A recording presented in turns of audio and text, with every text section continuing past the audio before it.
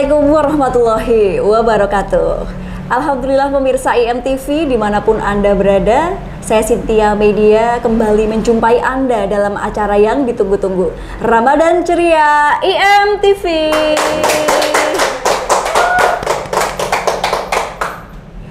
Dan apa kabar pemirsa? Semoga Anda selalu dalam keadaan yang sehat walafiat dan puasanya selalu dilancarkan sampai akhir nanti. Amin ya robbal alamin. Dan pada episode kali ini nanti kita akan berbincang-bincang mengenai menjaga ukhuwah Islamiyah. Dan telah hadir di studio IMTV Dr. A.M. Jumai SEMM. Beliau merupakan salah satu dekan di Universitas Semarang gitu ya, di salah satu universitas di Semarang ya Pak. Terus kemudian juga ketua FKSB dan aktivis FKUB serta aktivis ormas-ormas lain. Wah, beliau ini sangat sibuk sekali nih ya, jabatannya banyak gitu. Baik, kita sapa dulu. Assalamualaikum Pak Jumai. Waalaikumsalam warahmatullahi wabarakatuh. Sehat selalu Mbak. Alhamdulillah sehat ya Pak ya. Mestinya jenengan yang tanya ke saya ya kabarnya ya. Karena betapa cantiknya host kita ini, jadi saya yang bertanya. Sehat Mbak ya. Alhamdulillah. Kalau melihat dari Pak Juma ini selalu sehat sepertinya Pak. Alhamdulillah sehat. Puasa pun tetap sehat, walaupun turunnya hanya setengah on Mbak. Setengah on aja ya Pak ya. Karena kalau pas buka makannya sampai ronde kedua ketiga begitu ya Pak. Itulah. Makan saya sedikit Mbak. Sedikit di sini, sedikit di sini, sedikit di sini gitu. Oh gitu, tapi sering gitu ya Pak ya. Baik Pak Jumai, pada hari ini kita akan berbincang tentang ukhuwah Islamiyah begitu Pak. Ya. Nah ini bagaimana sih Pak pentingnya ukhuwah Islamiyah tuh? Oke, terima kasih Mbak Cynthia. Lali sampai terpesonanya ya. Jadi terkait dengan Ramadan ini, bahwa kita ini harus mengambil hikmah dari Ramadan. Tentunya di luar Ramadan pun harus mengambil hikmah terkait dengan menjaga ukhuwah, menjaga kebersamaan, menjaga keselarasan, menjaga keberagaman. Itu penting dan tidak terjebak pada pertikaian, perbedaan, perpecahan kan gitu. Karena kita ini adalah ummatan wahidah, umat yang satu, umat wasatiyah, umat yang menjadi penengah, moderat kan gitu ya. Jadi kita bukan sebagai haluan yang sangat lemah, bukan juga menjadi haluan yang sangat radikal, tetapi kita ini adalah haluan yang sangat moderat. Sehingga ukhuwah ini harus kita tanamkan kepada seluruh pemeluk agama, tidak hanya agama Islam sebenarnya yang mengajarkan terkait dengan persaudaraan, bagaimana menjalin kesetiakawanan. Itu tidak hanya agama Islam, agama apapun juga mengajarkan. Tetapi pada hakikat kita di bulan suci Ramadan, jangan ada pertikaian, jangan ada perpecahan, jangan ada permusuhan. Justru bagaimana kita membangun sinergisitas. Bahkan Islam sendiri itu kan menekankan bahwa wa'tasimu bihablillahi jami'au. Jadi kita ini harus menyatu di dalam satu kesatuan, wala tafarraqu, dan jangan bercerai-berai. Karena bercerai-berai itu adalah merusak tatanan dan memporak-porandakan dalam situasi yang ada seperti itu Mbak. Oke, baik, itu tadi pentingnya dari ukhuwah Islamiyah pemirsa gitu. Jadi teman-teman pemirsa IMTV ini harus akur-akur gitu ya Pak. Sering betul. Saling mengunjungi begitu. Syukur-syukur bawa hadiah juga. Itu penting sekali. Baik, Pak Jumai, kalau zaman Rasul dan para sahabat nih, adakah yang bisa dicontoh Pak tentang ukhuwah Islamiyah pada saat itu? Loh, kalau kita melihat baginda Rasul Muhammad SAW itu kan menjalin komunikasi yang baik dengan berbagai kalangan. Bahkan sejak baginda Rasul Muhammad SAW sejak masa kecil saja, usia 9 tahun itu sudah melakukan transaksi, komunikasi, interaksi di dalam ikut serta perdagangan dengan pamannya. Bahkan sampai usia 10 tahun, 17 tahun sudah ekspansi antar satu negara dengan negara lain. Bahkan sampai usia 27 tahun baginda Rasul itu berkomunikasi di dalam dengan berbagai yang namanya perdagangan yang dilakukan baginda Rasul itu tidak hanya kepada sesama muslim, tetapi kepada orang-orang non muslim pun baginda Rasul cukup ramah dan dikenal sangat ramah. Sehingga apa yang dilakukan baginda Rasul dengan para sahabat-sahabatnya yang menjalin komunikasi, interaksi terhadap keadaan hubungan sesama, itu sangatlah perlu kita tiru. Maka jiwa profetik yang dimiliki baginda Rasul yang kita juga di kaum-kaum insan-insan yang beriman, khususnya di bulan suci Ramadan ini juga harus bisa menteladani apa yang telah ditorehkan, tinggalkan, dan diajarkan oleh baginda Rasul Muhammad SAW. Menjaga ukhuwah. Paling tidak ada 3 hal, Mbak Cynthia. Pertama, itu kita di dalam komunikasi ukhuwah itu kan ada ta'aruf. Ta'aruf. Ta'aruf. Kayak mau nikah itu ada ta'aruf ya, Pak ya? Kita berdua ta'aruf ya. Oh gitu. Ya. Ta'aruf. Nah, ta'aruf itu baru level 1. Level 1 itu lagi kenal saja. Oke, mana mungkin saya lagi kenal dengan Mbak Cynthia langsung saya, Mbak, aku pengen jadi suamimu. Kan apakah jenengan yakin wong lagi kenal? Maka perlu tahapan berikutnya, tafahum, paham. Oh, ternyata AM Juma itu sudah punya istri. Oh, AM Juma itu sudah punya anak. Kan tafahum. Jadi di dalam silaturahim menjaga ukhuwah itu tidak hanya sekedar ta'aruf saja. Tidak sekedar hanya kenal saja, tapi ada naik kelas menjadi tafahum, paham. Paham siapa dia, bagaimana karakternya, bagaimana aktivitas kesehariannya, bagaimana hobinya. Ini juga perlu dipahami. Apa namanya, peranginya seperti apa. Nah, yang ketiga ini baru ada unsur ta'awun. Ta'awun yang ketiga ya, Pak. Ta'awun itu adalah saling tolong menolong. Jadi dalam interaksi ukhuwah, membangun kebersamaan itu tidak hanya berhenti di ranah ta'aruf, kenal saja, tapi ada tafahum, yakni memahami, saling pengertian. Kemudian ada ta'awun, itu adalah sinergi. Kalau di dalam bahasa agama, ta'awun ini kan memberikan sesuatu hal yang sifatnya bisa materi, bisa pemberdayaan, bisa filantropi, bisa charity kan gitu. Tetapi ada juga nama lain dari ta'awun, dan itu kelasnya juga lebih tinggi, yakni takaful. Takaful itu memberikan sesuatu sudah tanpa mengharapkan balas jasa atau imbalan kan begitu. Tapi kalau ta'awun itu masih ada interaksi bahwa kita ada komitmen bersama. Saya melakukan sesuatu, saya mendapatkan apa, itu masih ada model kerjasama. Tapi kalau sudah takaful, orang sudah melakukan aktivitas apa, sudah nggak perlu tanya lagi aku ento opo kan gitu.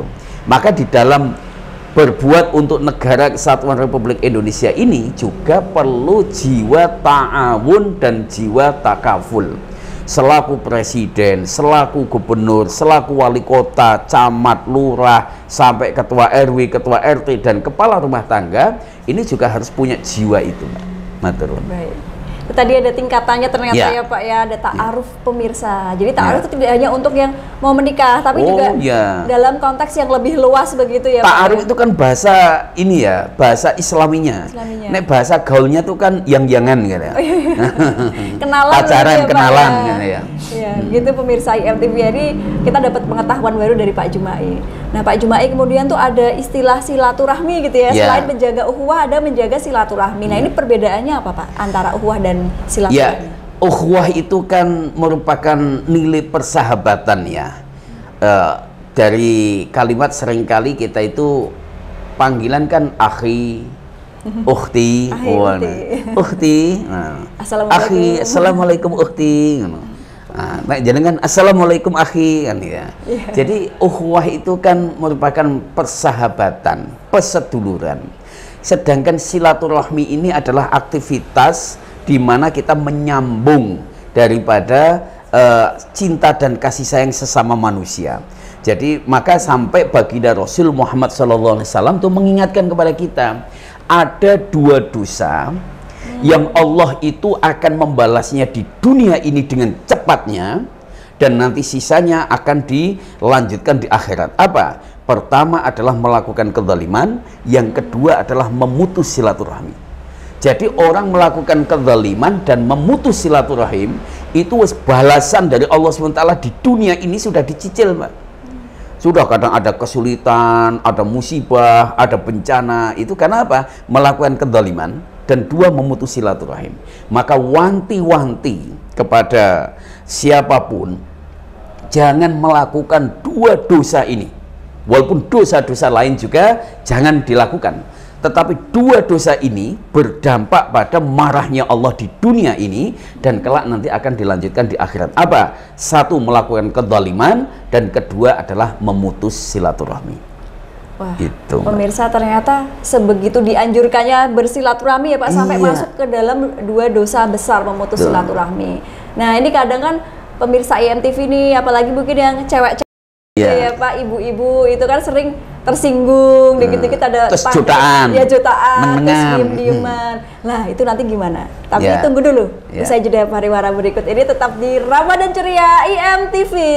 Alhamdulillah.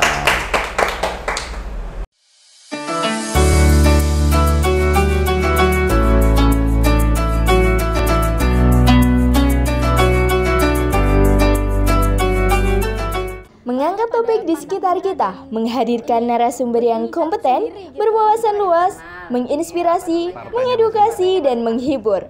Pasti pemirsa juga penasaran bagaimana sih cerita awalnya menjadi Putra Jawa Tengah 2024. Kadang latar belakangnya berbeda, ada yang mungkin sudah berpengalaman.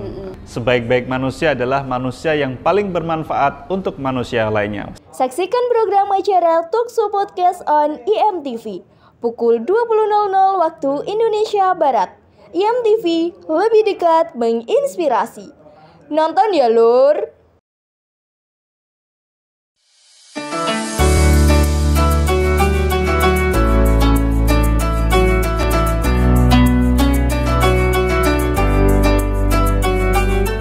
Alhamdulillah pemirsa IMTV, Anda masih bersama kami dalam acara Ramadan Ceria IMTV. Dan masih hadir di teras studio IMTV, masih bersama Pak Jumai. Kita akan kembali berbincang tentang menjaga ukhuwah Islamiyah. Baik Pak Jumai, kembali ke pertanyaan yang tadi ya, mungkin pemirsa IMTV yang terutama ibu-ibu ya, kaum hawa nih, biasanya mudah tersinggung, cekcok, terus kemudian kalau bahasanya jadi jotaan gitu ya Pak. Nah, ini kalau seperti itu bagaimana Pak Jumai? Ya, kita ada masa toleransi ya. Yang namanya manusiawi, ada unsur kecewa, ada sakit hati, itu manusiawi. Itu dibatasi maksimal 3 hari. 3 hari aja? Ya, misalnya antara suami dan istri misalnya, sampai neng-nengan gitu, tidak boleh lebih dari 3 hari. Sahabat, teman, sekantor, tidak boleh lebih 3 hari. Nah, kita ada masa toleransi. Maka di dalam membangun komunikasi ukhuwah ini, betapa kita ini tadi konsep saling ta'aruf, saling kenal, saling memahami, terus saling berkontribusi antara satu sama lain, itu harus dilakukan. Bahkan seringkali terjadi penyebab dari putusnya tali silaturahmi kan banyak hal. Ada beda pendapat dan ada beda pendapatan. Oh, gitu. Nah, kalau beda pendapat itu biasanya berseteru itu hanya ya beberapa saat, nanti akan kembali. Tapi kalau sudah sampai beda pendapatan, Mbak, wah itu selisih 1 huruf, 2 huruf an aja ya Pak ya. Betul, itu sudah akan berkepanjangan persoalan.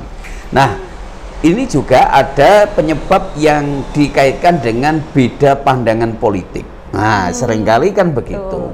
Ada orang yang karena beda pandangan politik, terus kemudian memutus silaturahim, tidak mau tegur sapa, dan lain sebagainya. Ini juga tidak baik. Dalam ajaran Islam tidak baik. Bahkan kita harus ada pendewasaan juga di dalam komunikasi publik, komunikasi politik. Saat perhelatan boleh-boleh saja berbeda, bahkan mengunggulkan calonnya masing-masing, kan begitu, boleh-boleh saja. Tapi ketika sudah dilakukan pemilihan dan sudah ditetapkan siapa pemenangnya, ya sudah, tidak ada lagi 01, 02. Yang ada adalah 03. Apa? Ya tadi kebersamaan, bersatunya 01 dan 02 menjadi 03. Itu adalah bersatu untuk bersinergi di dalam membangun. Maka kalau di kita ini kan ada istilah bergerak bersama membangun kota. Nah, ini kan bagian daripada ukhuwah, bagian daripada sinergisitas yang memang harus dilakukan. Seperti itu, Mbak. Oke, seperti itu ya Pak. Tadi kan dikatakan ada masa toleransi gitu ya Pak. Kalau sedang marah kan manusiawi gitu 3 hari. Kalau lebih dari 3 hari bagaimana itu? Ya, kalau lebih dari 3 hari dan itu apalagi berkepanjangan, itu sudah di luar dari konteks orang beriman. Nah, itu kategori orang yang memutus silaturahmi. Maka perlulah, kalau ketika ada orang konflik, itu memang perlu mediator. Nah, ini betapa pentingnya orang-orang yang di dalam komunikasi ini sebagai juru penengah, juru mediator, sebagai menyatukan kembali orang yang bertikai. Itu butuh orang. Dalam pesan baginda Rasul itu ada 3 hal yang boleh bohong. 1, bohong ketika mendamaikan 2 orang yang bertikai. Boleh bohong ya Pak? Boleh bohong. Jadi untuk bagaimana bisa mendamaikan saya dan Mbak Cynthia, misalnya terjadi konflik tadi, beda pendapatan atau beda pendapat tadi, nah itu butuh orang ketiga untuk mendamaikan kedua belah kita ini. Kalau ketika bicara dengan panjenengan seperti apa, yang penting nyenengke panjenengan dan mau berkomunikasi lagi dengan saya, terus ketika ketemu saya bagaimana supaya saya mau berkomunikasi, itu boleh bohong dalam mendamaikan 2 orang yang bertikai. Yang kedua, bohong dalam menghadapi musuh saat peperangan. Saat perang itu nggak boleh jujur. Musuh, ini peluruku tinggal telutak loh. Wah, itu nggak boleh bohong. Bahkan itu ada strategi-strategi yang tidak boleh diketahui oleh lawan. Bahkan dalam sebuah pertandingan juga sama. Dalam pertandingan tinju itu ada strategi-strategi yang piye carane jangan sampai diketahui lawan. Misalnya kemampuan saya itu paling hooknya itu di mana, paling ampuhnya jotosan saya itu dari mana, itu jangan sampai ketahuan. Terus kelemahan saya di mana, jangan sampai ketahuan lawan. Nah itu dalam konteks itu. Jadi bohong menghadapi musuh. Nah yang ketiga ini Mbak, bohong kepada istri, itu boleh. Oh boleh Pak? Boleh. Kenapa gitu? Nggak bikin konflik rumah tangga malah ya? Loh enggak. Misalnya, tapi bohongnya misalnya bohong kok punya istri lagi di luar, nah itu ya nggak boleh.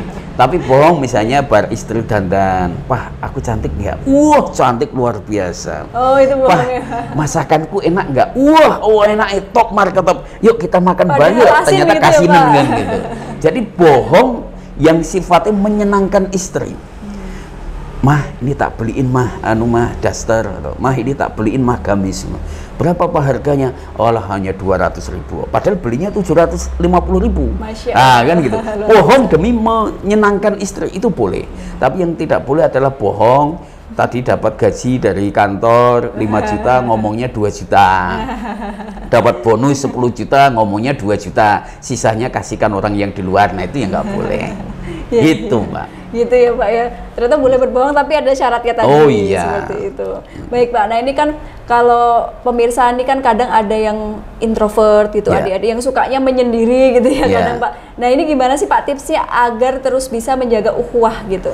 Ya, anak-anak kita ini apalagi Gen Z ya. Gen Z itu kan punya suasana sendiri, punya dunia sendiri, punya hobi sendiri yang kadangkala orang-orang tua itu tidak memahami terhadap hobi, suasana, dan dunianya. Maka betapa kita ini harus mengenal anak kita, mengenal anak-anak muda kita. Hobinya apa, sukanya apa. Jadi nggak bisa disamaratakan. Anak-anak kok kuabe dicek ngaji ning masjid. Itu tidak semuanya suka. Tapi coba sekali tempo ngaji di mall sambil nobar. Yuk, nah ngajinya di bioskop, di studio bioskop sambil nobar. Di situ ditayangkan film, kemudian di situ di sela-sela itu akan membuat daya pikat. Terus kemudian bagaimana anak-anak kita aja kajian di taman. Jadi tidak serta-merta mengajak anak-anak muda itu harus sama dengan orang tua yang setiap Ahad pagi ngaji di masjid, di musola, kemudian dengan tutorial yang hanya hanya pembicara yang mendominasi, itu kan nggak cocok dengan dunia anak-anak. Maka supaya anak-anak itu tidak pasif hanya concern di HP-nya saja, di kamarnya saja, maka perlu dicari tahu hobinya dia itu apa, sukanya itu apa, itu perlu. Maka pelaku dakwah ini perlu membangun kreativitas yang cocok dengan dunia anak-anak muda kita. Kita ini kan punya kepentingan, punya misi ke depan. Di 2045 itu anak-anak kita yang sekarang Gen Z, yang masih SMA, masih kuliah, itu 2045 kan nanti akan menjadi pemimpin masa depan. Kalau sejak sekarang itu orang sudah suka menyendiri, tidak memiliki kapasitas kualitas, nanti 2045 jadi apa? Maka sejak sekarang anak-anak muda kita sing do pinter-pinter itu dan menguasai teknologi yang sangat luar biasa, juga kita imbangi dengan skill-skill yang lain, dengan attitude, dengan akhlakul karimah, dengan bagaimana membangun relasi silaturahim yang luas, kan gitu.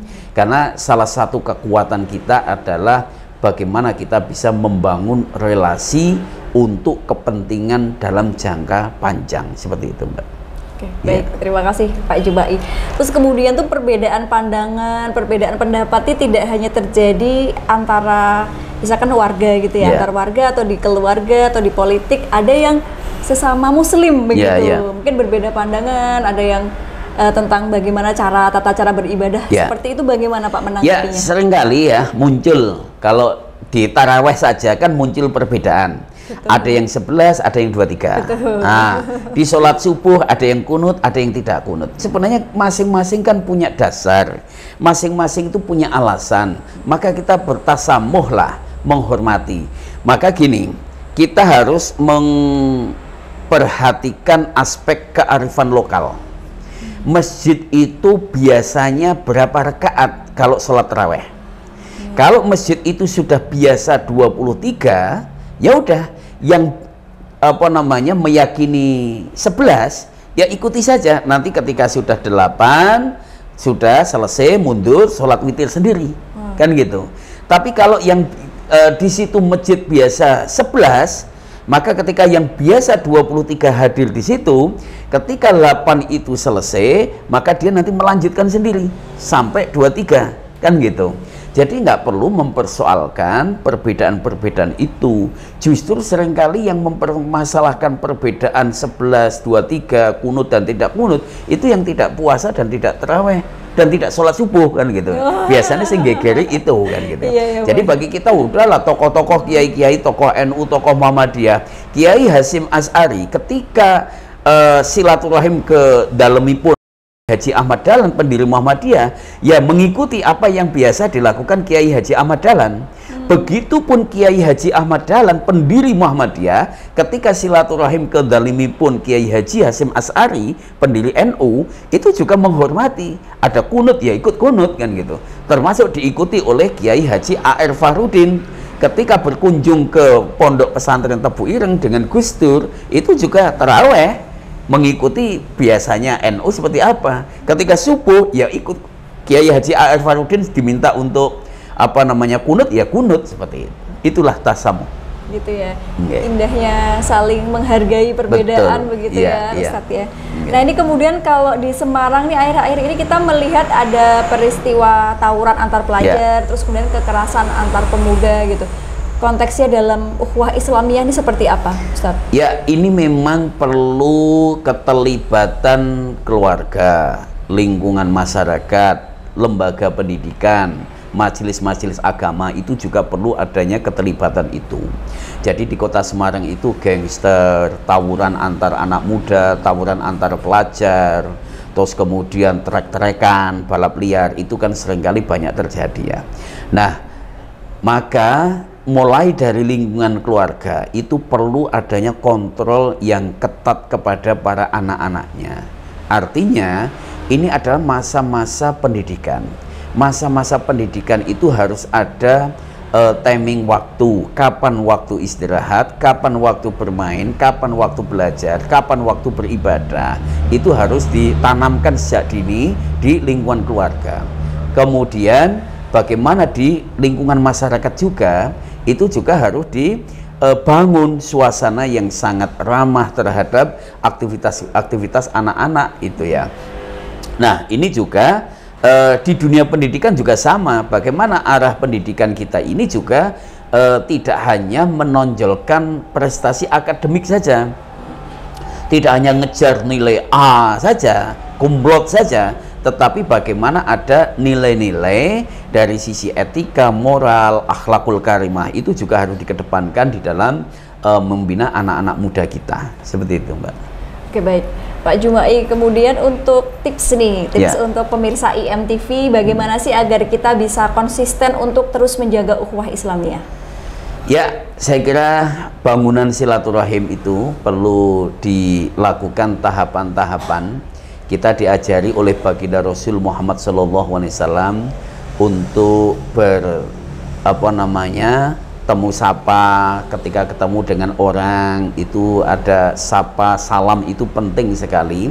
Terus kemudian bagaimana kita juga saling bersilaturahim antara satu dengan yang lain, sehingga paling tidak ada 3 hal kekuatan yang harus kita ini kan. Satu adalah menyangkut tentang kultural, silaturahim, saling silaturahim antara satu dengan yang lain. Kedua, ada penguatan spiritual, dan ketiga ada penguatan struktural. Itu penting sekali di dalam membangun ukhuwah, membangun solidaritas, membangun kesetiakawanan. Jadi penguatan spiritual, penguatan kultural, dan penguatan struktural itu juga harus dilakukan bersama. Kalau pengaitan dengan struktural itu adalah terkait dengan sarana-sarana kebijakan-kebijakan pemerintah terkait dengan ramah terhadap anak, bagaimana membangun suasana kebersamaan.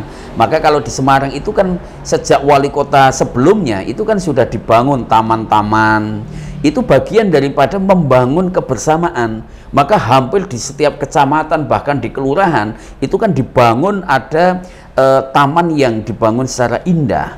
Itu dimanfaatkanlah untuk bercengkrama antara masyarakat, kemudian anak-anak muda, para emak-emak, ibu-ibu, bapak-bapak. Itu kan juga ada fasilitas sarana untuk yang bisa dijadikan sebagai tempat, termasuk anak-anak diberikan kesempatan untuk bermain. Seperti itu, Mbak. Oke, baik. Pak Jumai, ternyata kita tidak terasa sudah 30 menit ya berbincang tentang bagaimana cara menjaga ukhuwah Islamiyah gitu. Mungkin ada yang mau disampaikan Pak kepada pemirsa IMTV, pesan terakhir gitu, closing statement. Silahkan Pak Jumai. Ya, terima kasih. Ini Ramadan yang penuh berkah, penuh maghfirah, penuh rahmah. Maka jadikanlah silaturahim di antara kita ini adalah silaturahim yang menghadirkan rahmah dan cinta kasih sayang kepada kita semuanya dari Allah Subhanahu wa Ta'ala. Jadi mari bersama-sama kita jaga persahabatan di antara kita. Beda politik, beda pandangan, beda pendapat itu adalah hal yang lumrah, tetapi bagaimana komitmen membangun kota Semarang semakin hebat, membangun Jawa Tengah yang maju, membangun Indonesia yang maju dan berkemajuan ini harus senantiasa kita kawal bersama-sama dengan bergerak bersama membangun kota yang semakin hebat. Maturun. Alhamdulillahirrahmanirrahim. Terima kasih Ustadz Jumai sudah rawuh di teras studio IMTV gitu ya. Dan pemirsa IMTV jangan lupa untuk terus menjaga ukhuwah Islamiyah gitu, karena indahnya kebersamaan Semarang dan juga Indonesia akan terus jaya jika masyarakatnya selalu bersilaturahmi dan menjaga ukhuwah Islamiyah. Amin. Baik, ternyata sudah 30 menit kita membersamai Anda dalam acara Ramadan Ceria IMTV, dan jangan lupa untuk selalu menyaksikan Ramadan Ceria setiap hari pukul 17.30 waktu Indonesia Barat di IMTV channel 36 UHF. Saya Cynthia Beidia beserta kerabat kerja yang bertugas undur diri. Terima kasih. Wassalamualaikum warahmatullahi wabarakatuh. Waalaikumsalam warahmatullahi wabarakatuh. Alhamdulillah.